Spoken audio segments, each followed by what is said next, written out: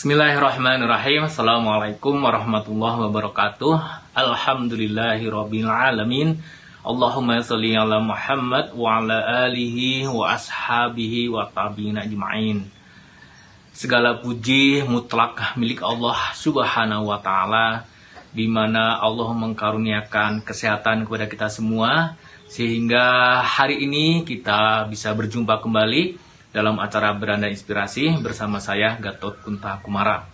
Salawat dan salam semoga senantiasa tercurah kepada Rasulullah Muhammad SAW yang Allah turunkan 14 abad yang lalu agar kita mengetahui dan bisa merasakan nikmatnya beragama Islam.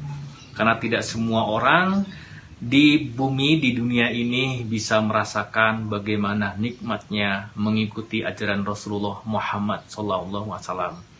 Baik, sahabat MKTV, Beranda Inspirasi, kali ini kita akan membahas, mengulang yang dahulu terkait dengan kerja dengan bahagia. Insya Allah kerja dengan bahagia ini satu tema yang kita akan bahas berseri selama mungkin 6 atau 7 episode ke depan, karena betapa pentingnya kita bisa bekerja dengan bahagia. Maka ini kita ambil, tema ini kita pilih karena hampir sepertiga waktu kita yang kita habiskan tiap hari itu adalah di tempat kerja, atau kita melakukan sesuatu yang mencari nafkah. Kalau definisi di Kamus Besar Bahasa Indonesia, kerja adalah kita melakukan aktivitas sesuatu baik di kantor, di rumah, ataupun di mana saja kita bisa melakukan itu dengan tujuan untuk mencari nafkah agar keluarga kita maupun sanak famili kita mendapatkan rezeki dari Allah Subhanahu wa taala. Nah, tadi saya sampaikan bahwa waktu kita kerja itu hampir sepertiga waktu hidup kita pakai untuk bekerja. Kita bisa hitung, kalau misalnya kita bekerja di kantor, itu 8 jam sehari, belum ditambah kalau dalam perjalanan. Anggap aja misalnya perjalanan itu 1 jam pulang pergi, setengah jam pas pergi, setengah jam kemudian saat sore kita pulang. Berarti sudah 8 jam ditambah 1 jam, 9 jam. Belum kalau misalnya kita melakukan overtime ataupun lembur di kantor, berarti lebih banyak lagi. Maka betapa pentingnya kita bekerja ini dengan bahagia.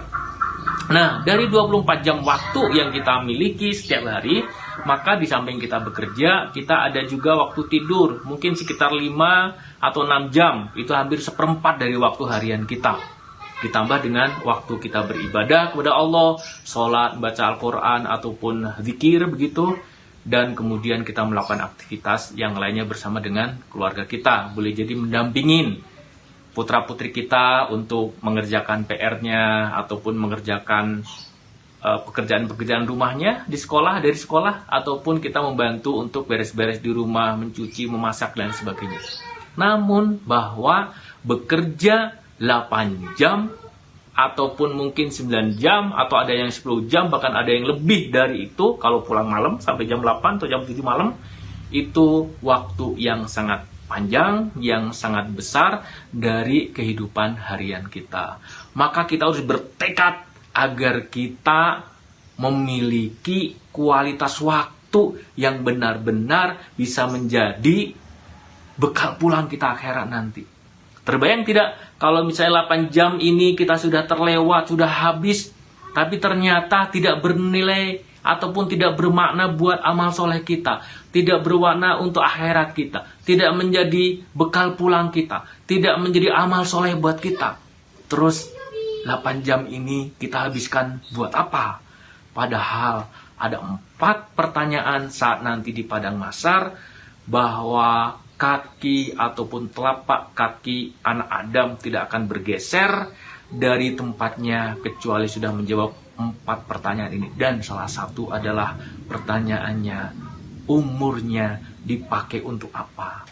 Maka sahabat MKTV, betapa pentingnya kita bertekad, bersungguh-sungguh, berikhtiar agar waktu yang kita pakai terutama untuk bekerja ini menjadi nilai ibadah, menjadi kebahagiaan buat kita. Nah, pertanyaannya adalah bagaimana nih agar kita itu bekerja baik dari rumah, di toko, di pasar, ataupun kita mungkin yang bekerja informal seperti pedagang gitu ya, atau mungkin tukang sayur, atau boleh jadi saudara-saudara kita yang di ojek online, ataupun di tempat-tempat yang lain itu bisa merasakan kebahagiaan. Karena tidak semua dari kita itu bekerja dari kantor ataupun dari rumah. Memiliki ruangan, memiliki meja, kursi, begitu. 70% riset di Indonesia itu justru pekerjaannya adalah pekerjaan pengusaha namun informal. Sehingga ya harus berjuang keluar rumah untuk mendapatkan nafkah. Nah, pertanyaan ini yang akan kita jawab di episode-episode berikutnya. Baik, sahabat MKTV, kita break sesaat karena ada yang lewat yang satu ini. Insya Allah, jangan kemana-mana, tetap stay tune di Beranda Inspirasi bersama saya, Gatot Kuntakumara. Insya Allah, kita lanjutkan sesaat lagi.